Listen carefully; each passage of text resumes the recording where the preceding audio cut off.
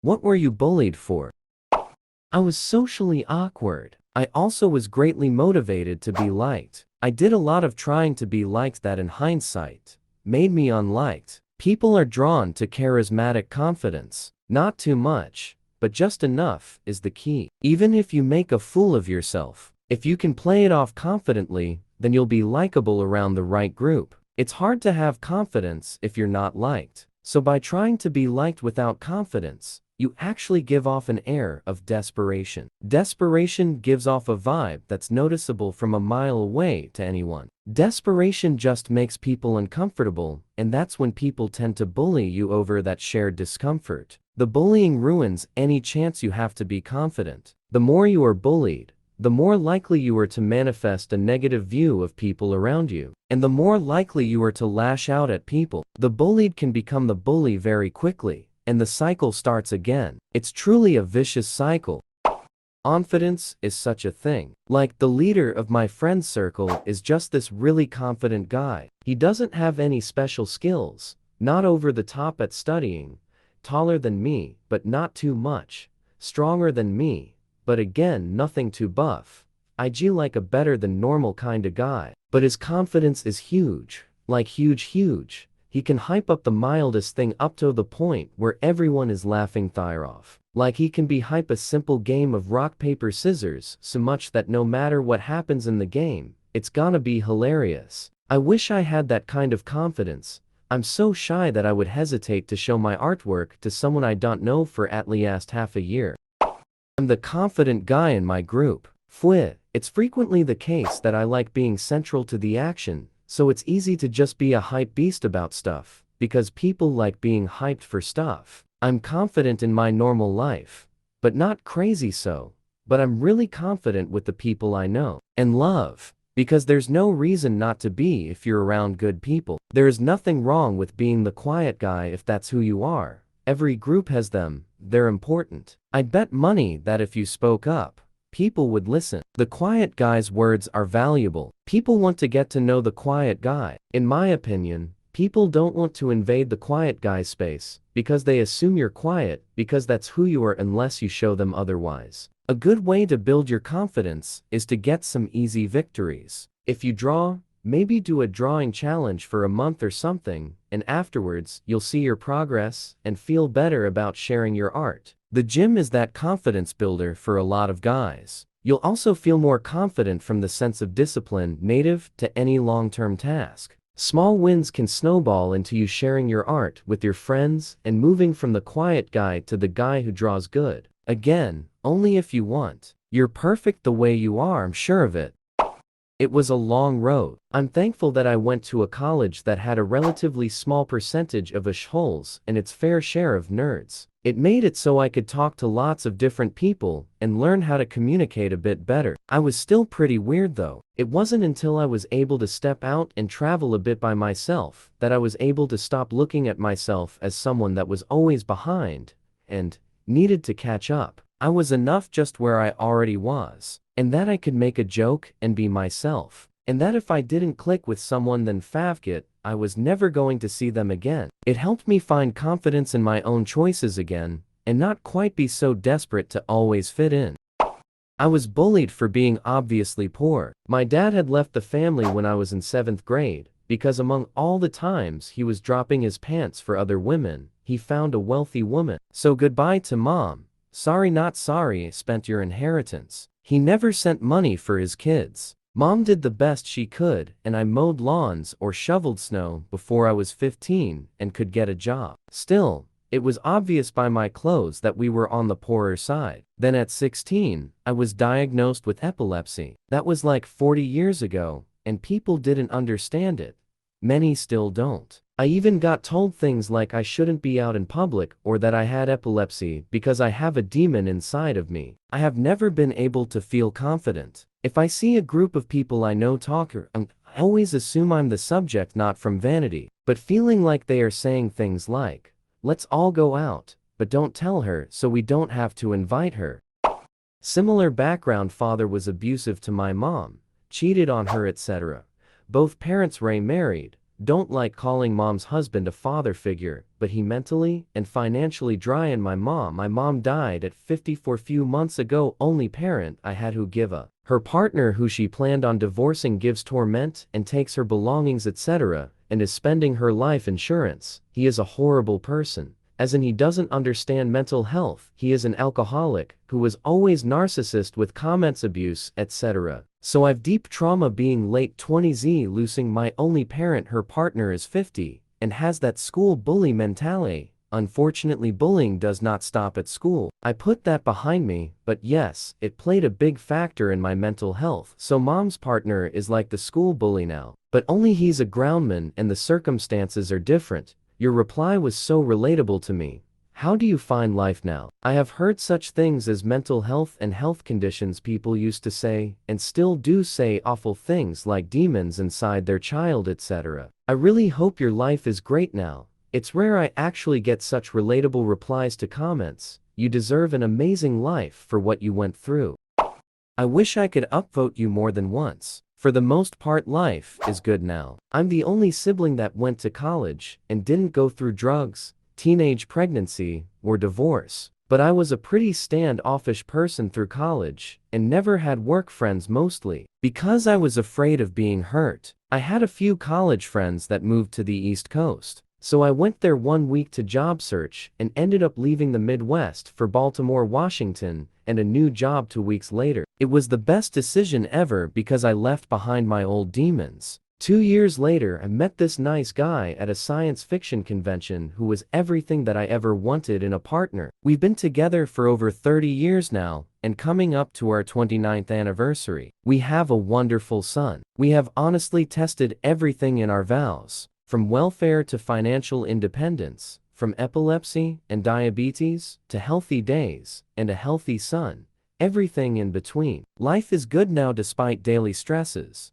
but these are ubiquitous problems for all people. I know how lucky I am to have my husband's support, because I would have never made it through the death of my mother without him. One day I had an epileptic seizure out of the blue and went to the hospital. When I finally got home, my phone rang and my sister yelled, "Where the hell have you been? I've been calling you all day." I told her what happened and then she told me my mother had died. She had almost at the same time I had my seizure. Unfortunately, the doctor restricted travel for me because he had to settle my meds first. My husband was there for me all the way while I sobbed half a nation away during her funeral. Mental health goes hand in hand with physical health. I know each seizure, I feel like a broken computer that doesn't work. I feel like error 404 or the blue screen of death. Both he and I have our health issues that we feel is reflected to other people, but with each, we are fine. The biggest result from my father's indiscretions is being really picky on what is cheating. Things that other couples may find okay for their partner to do are no-go for me. I get nightmares of losing my husband. I hope your life is better now.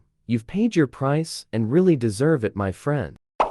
I was bullied most of my life up until my late 20s. I used to be a normal person, although a bit awkward or weird. I had trouble keeping a job and bounced from one to another for a long time. Eventually, I worked on myself, got a master's degree and a good job. I learned how to fit in and make friends. But it was too late. I have this seething hatred in me now. When I go to buy coffee at my local spot, the cashier girl likes me. She smiles and flirts with me and I play along, but inside, I despise this woman who has done nothing but be nice to me. The people I call my friends I couldn't care less about. I would rip their life apart and it would mean nothing to me. Sometimes I sit and watch people, especially young people or kids. I see the awkward kids and think about what their life will be like, and it makes me sad. I just wish there was something I could do, but I can't. There is an evil in me that I know will probably be in them one day too, but it can't be stopped.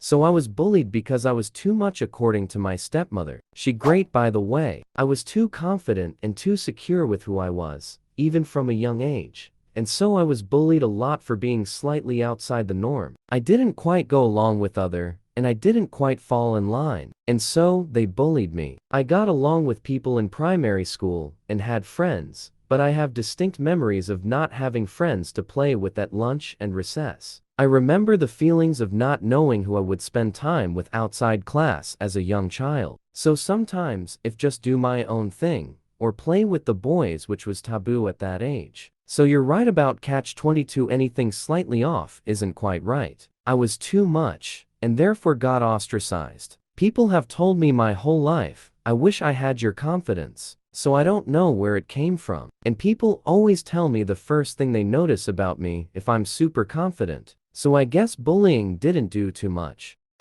At some point, you realize that people just fucking suck, and the people who are abused are just easy targets. There's really not much more to it than that. I don't know, you think it's because you're a bad person or deficient in some meaningful way. Yeah, that's not the case. Most people just live in a world of hierarchy, and all they care about is moving up, even if it's mostly subconscious. Like there is no true rhyme or reason. They just want to feel better than others, and when someone seems vulnerable, be that because they're awkward, or in a bad situation at home, or just sensitive, they'll be targeted. People claim that bullies are just abused at home, or whatever, and act like there's some anomaly. Sorry, that is not the case at all, and the research doesn't support that at all. Most people are like this. Most people are just ducking apes who will jump at any opportunity to bully someone they perceive as lower on the totem pole than them. Even full adults. They won't notice what they're doing, but 45-year-old men will act like Regina Fivkin George. Being a little girl with undiagnosed autism in the 90s was an adventure in social awkwardness. I learned how to interact with my peers by observing their interactions and then mimicking those behaviors in future interactions. Except I wasn't very good at figuring out which behavior belonged with which situation. So then my teachers would just say I was bringing the bullying on myself, which I was. Now that I'm a teacher myself, I try to look out especially for those kids so ever don't have to go through quite as much of the same Thai learning curve.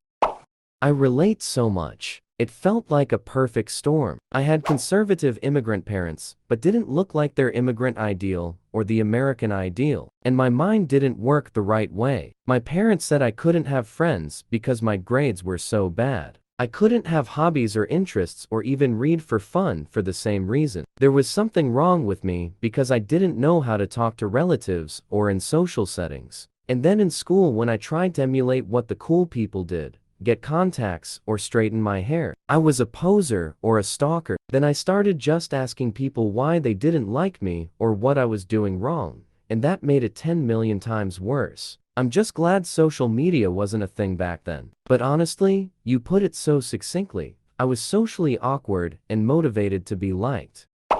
As someone who was socially awkward and greatly motivated to be liked, I often found myself going to great lengths to try and fit in and be accepted by others. I would constantly try to change myself to fit in with different groups, and would often go against my own values and beliefs in order to be liked. In hindsight, I realized that this behavior only served to push people away, as they could sense that I was not being genuine. I would often find myself in situations where I was trying too hard to be liked, and it would come across as desperate and unattractive. One specific experience that stands out in my mind was when I joined a new group of friends. They were all into a certain type of music that I didn't particularly like, but I pretended to be a fan of it in order to fit in with them. I would go to the concerts, buy merchandise, and even learn the lyrics to the songs, but it was all just an act. In the end, my true feelings were revealed, and I was not only disliked by the group, but I lost my true self in the process. I learned that being true to oneself is much more important than trying to please others. I learned to accept my social awkwardness and work on building confidence in myself, rather than trying to change who I was to fit in with others. I'll just say that while being socially awkward may have made you a target, it was not why you were bullied. Most bullies have problems in their personal lives that need to be fixed, and they would stop bullying. Aside from what is necessary to find the social borders that most children go through. Also, the fact that victims are blamed in society makes it okay for people who aren't full bullies to sporadically pick on someone, as it's their fault for being a target, right? It's their fault they were punched, kicked, humiliated, insulted, and hurt in a variety of ways, not the bullies. fix those two problems, and I dare say you cut off 90% of the bullying. During COVID, we saw that many awkward children suddenly developed social skills rapidly since they weren't subject to bullying and could develop their skills uninterrupted. Bullying is the problem that needs fixing first, not the victims. I always got, is that contagious? Don't you use lotion? Don't you have a dermatologist? I have severe eczema, and it feels like nothing works. I've tried medication, steroids, medicated lotions, skincare routines, and the like. I still get bullied and I'm 25 meters. I feel super unattractive, and I feel as though it'll never go away. It's my biggest wish. My wife tells me it's okay. I don't notice it, but I can only see the massive patch of scaly red skin on my forehead. The late night in a sweat scratching an itch, and the questions, remarks people keep making from when I was little. Eczema is, in my opinion, the most annoying skin condition to have. I genuinely hope as many people see this and other comments about Dupixent as possible. Please ask your dermatologist about it. They have a program called My Way that will get you the meds for free if you meet certain requirements. And if you have a good doc, I'm sure they'll help you navigate the program to make sure you qualify. It is absolutely a game changer. It's an every other week shot that you can give yourself or see a nurse and have them do it. I've been on it for almost a year now, and I basically don't itch at all. Haven't had a flare-up in months. I hate to see so many still suffering. Please ask your doctor about this biologic.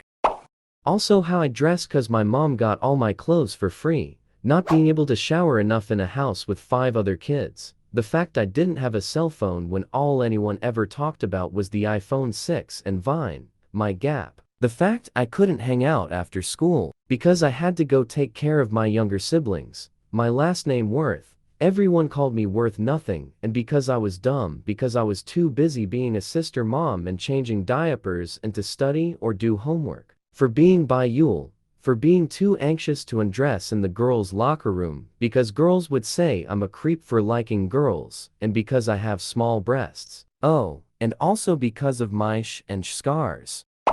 I've had it all my life, but thankfully in school it was mainly legs and arms which can be covered. I'm 36 now, and about 2 years ago started getting it on my face and scalp for the first time ever. People assumed I was in fights or had fallen over. No one was mean because I'm an adult, but I definitely noticed people looking. About 2 months ago I started Dupixent, self-administered injections. It's changed my life. My eczema has cleared up enough that I actually find myself trying to pick at stuff that's not there purely due to muscle memory. I have a wife, kids, friends, am intelligent, have a few hobbies, and no real financial worries. It's amazing how much I still feel like my eczema has held me back all my life, though.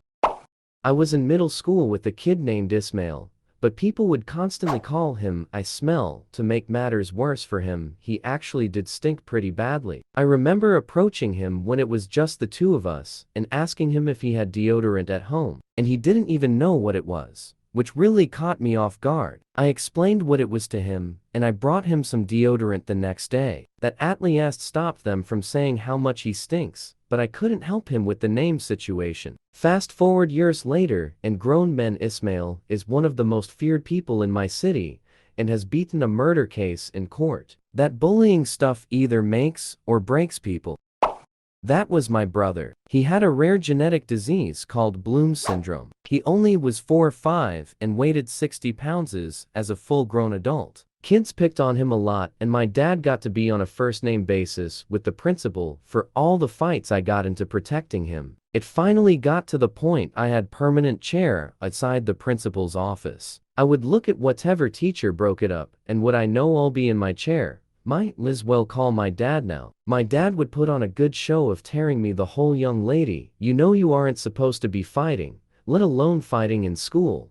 You're grounded for 2 weeks. Then when I got home, he would hiss off about being called to the school. I was never punished for protecting my brother. After a couple of years of getting their asses beat down, the kids stopped picking on my brother. They knew contending with his crazy big sister wasn't worth it. My brother sadly passed away in August due to cancer, which he was predisposed to from the Bloom syndrome, and those same kids that picked on him unmercifully when we were younger were at his funeral sobbing their hearts out, because my brother became the best friend they had ever had once they gave him a chance. A teacher of mine once told everyone to say one nice thing about everyone, one nice quality. Mine was just I was shy.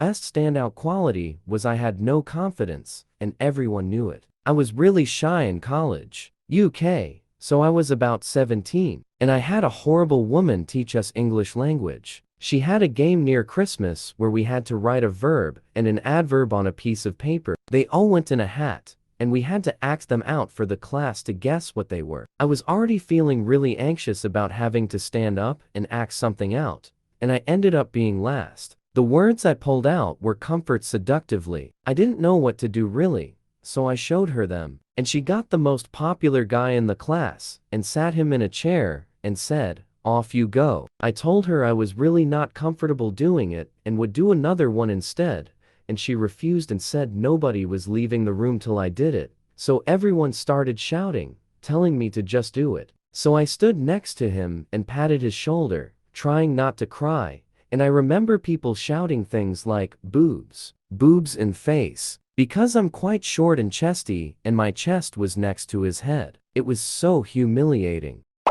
To this day, I really don't know. Something happened in the summer between 2nd and 3rd grade that made a bunch of people decide that they didn't like me anymore, including my best friend. I only had 2 friends left until my family moved away in the middle of 7th grade. Bullies would follow me home most days, and my mom finally had to verbally super saiyan a few parents down the street to get them to take it down a notch. I finally asked one of them what I ever did to them, and they said, "You were born." How do you even respond to that statement? I just got a sharp pang after seeing that phrase again. This happened to me in 7th grade. My whole group turned against me, led by fucking Karen Swartz. No friends. Complete isolation for no reason other than they could. The trauma never left me. It took 3 years to find a few new friends. FF to my grandchild's preschool. Yep, her teacher was the now matronly unattractive Karen Swartz. She asked my son to have me come visit. I told him to say I didn't remember her. I'm certain she had no memory of her cruelty, and as sad as it might seem at my now advanced age, I hope life faffed her up. I was bullied from age 6 to age 13 every day for my surname, a word for a hunchback in my language, my looks, my nature, me knowing English, reading, drawing, and just existing overall. I fucking hated middle school. My mom tried standing up for me, but no one cares in Slavic contries, and the teachers didn't get even though they saw everything. It's all the part of growing up. My father ignored my constant tears and the terror I experienced in those years. I was attacked, beaten, and targeted whenever I would leave my flat. I was stabbed with screwdrivers and dull knives, chased around the neighborhood by kids on bikes while they threw rocks at me. I was only invited to birthday parties so that the kids would have someone to terrorize and gang up on. I always hated baydays, but my mom though envy the children would be kinder to me out of school. But that's that. Once I began high school, it was around all new people, and I decided to play as a tough girl and stood up for myself on the get-go. But it turns out art school mostly brought other bullied kids together, and I had the 4 best years of my life there with other kind and loving people who just wanted to make friends and have fun.